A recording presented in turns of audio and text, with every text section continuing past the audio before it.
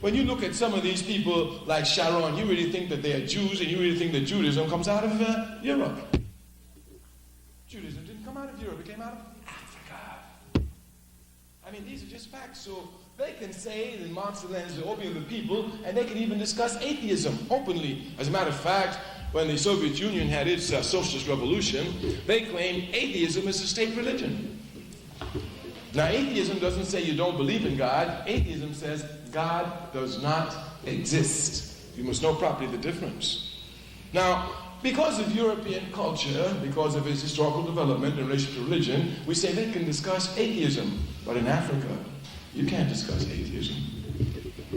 In Africa, the people are believers. They are deep believers. And not only are they deep believers, their religion has not been alienated from their struggle for freedom as in Europe. Their religion has been part and parcel of their struggle for their liberation. I mean, Martin Luther King was a minister. Don't forget, so was Malcolm X. And so wherever you go, you will see hand in hand, religions are used as a means of opposing the devil. In the area under discussion now, where war is going on, the Muslims there use their religion as a powerful weapon against the enemy. So in Europe, where religion has been used as the opium of the masses, this is not true for other areas outside of the world.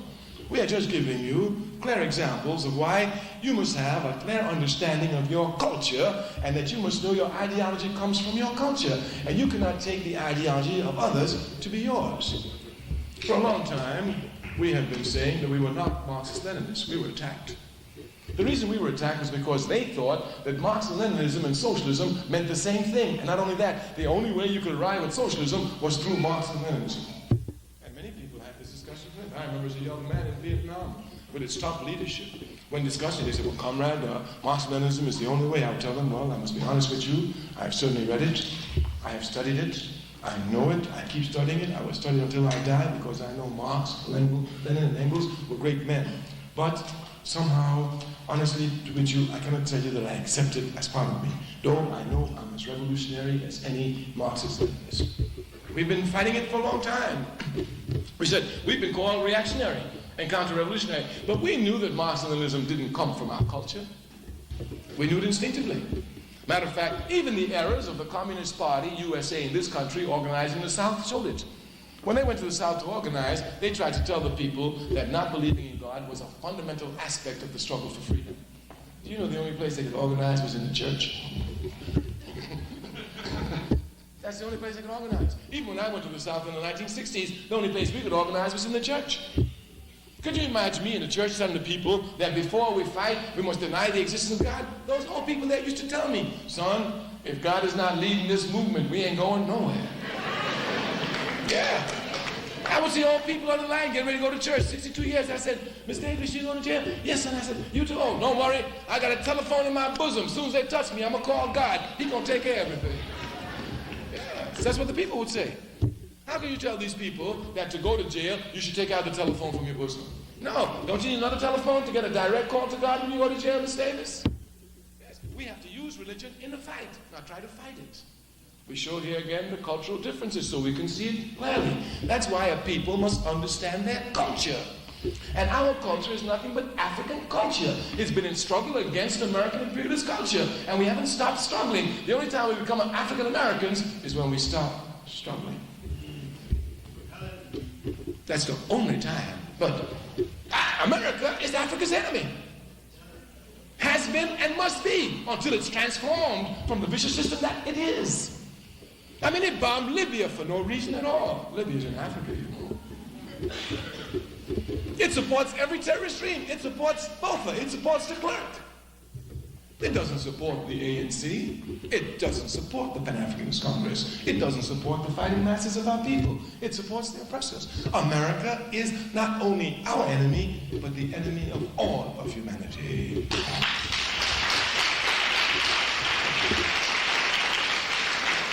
That's why we must be clear about our culture. Now, let me show you how you can bring your problems. Just give you some areas now. I want to give you one other area. We had a lot of conflict with these Marxist-Leninists over the question of nationalism.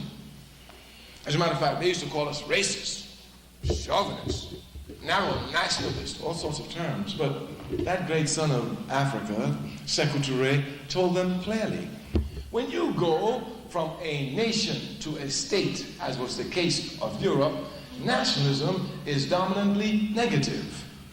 When you go from a state to a nation, as is the case of Africa and the colonized countries just arriving at freedom, nationalism is positive. They got confused themselves with this aspect of historical and dialectical materialism, the thing we talked about by Marx. Marx says that everything has positive and negative in it, everything. I mean, even you. You have a tendency to cheat, and you have a tendency to be honest. I mean, cheat in school, cheat on whoever you want to cheat on, you understand? Or be honest to them. All of us have this tendency, and depending upon how well disciplined we are, one lies dominant over the other. They're never equal. I mean, these are principles, so there's no middle ground. There's no gray area. Either you cheat on your lover, or you're honest to your lover. Ain't no middle ground. Simple as that. When you recount a story, either you lie, or you tell the truth. Ain't no middle ground. And when your people are oppressed, either you're fighting for them, or by your very act of inactivity, you are against them. There is no middle ground. You must understand it properly. So in these principles here, we have no middle ground at all, none whatsoever. And that's why we must come to know properly our culture, and we cannot have compromises with our culture. That's why to speak about African American is to speak about a nomenclature that doesn't exist. The culture of European imperialism is to suffocate Africa. Therefore, we must know properly our culture. Now, if you will look at it, this question, Marx says that there's always something dominant and something negative. And nationalism itself, not only that, but the thing itself at some points can be negative and sometimes can be positive. Under one condition, you can be a cheater. On another condition, the same cheater can be a good person. I mean, the beauty of this is understanding people like Malcolm X and seeing that you have nothing to worry about. I mean, Malcolm X was a drain in our community. Malcolm X was a criminal element in our community. He went to jail, and in jail, he went from being dominantly negative to being dominantly positive into such a position that he became a sterling revolutionary, giving examples for people all over the world. That's why I'm not worried about our brothers. We got 25% of our brothers in jail. That's good. That's at least 10% Malcolm X if all 25 don't make it. You know, so we're not worried about nothing. We got to put hands down. Our culture shows us that. Oh, we got so much drugs in the community. You know, nothing. The Chinese whooped them with opium, cracking opium, and that was in the 1890s. Give me a break. Wake up. You're fighting a war. This is a war. You don't cry when you're fighting a war. When a man is dead, you don't cry. If a man gets shot by a police, that's war. If a man died with drugs, that's war. When a man gets crippled in school, that's war. When somebody gets put out of bad housing, that's war. When you get crippled in the hospital because of bad medicine, that's war. Then you go into religion, they got a white Jesus when he never saw Europe, that's war. We fight war in every level against the system. That's why we must be conscious and stop crying when the system touches us.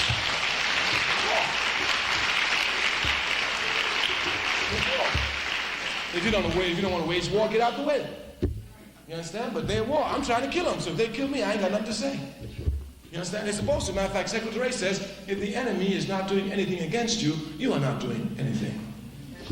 Matter of fact, anytime they start doing something against me, I worry.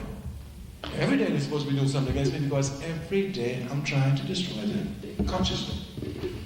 And it's through the culture that we will do it. So this aspect shows us something is positive, something is negative. So Sekou Toure shows that nationalism in Europe, where they've had nations for centuries, now going to state structure, is in fact dominantly negative. But in Africa, where they come divide the country between the British, the French, the Germans, the Spanish, the Italians, you know all of them, and they create something, and it's called a nation, when in fact it's not a nation, just a state, and you get independence with a state structure. You now have to give nationalism to those people. I mean, look at Iraq. Iraq was created in World War I. Before that, it wasn't there. It had Kuwait part of it. Now they create Kuwait. Now Kuwait got to get a Kuwaiti nationalism. So when you go from these countries, nationalism is positive. So for us, it's positive. And you know, everywhere we go, we're nationalists, and they tell you, no, nationalism is no good, you know, but it must come from your culture. We want to show you just 3 quick examples before we conclude, just so you the necessity of this culture, of its relationship even in struggles today. You know, the FBI, they're pigs, you know that. I mean, they're serious pigs. And you mustn't even look at their relationship with me, because me, I'm trying to kill them, you understand? That's what I'm supposed to do. I know the enemies of my people, you understand? I know the enemies of my people, you understand? And with the enemies of my people, I give them no slack, Jack. I fight them without pity and without mercy, because they kill my people.